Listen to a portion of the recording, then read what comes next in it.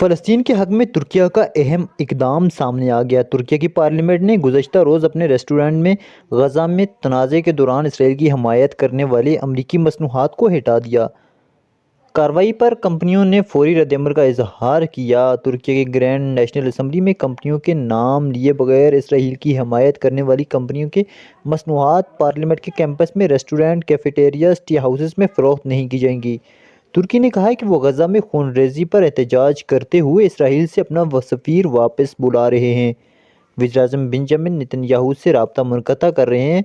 عالمی ذرائع ابلاغ کے مطابق ترکی کی اسرائیل سے اپنے سفیر کو واپس بلانے کے اعلان سے امریکی وزیر خارجہ انٹونی بلنکن کا ترکی کا دورہ مشکل ثابت ہوگا۔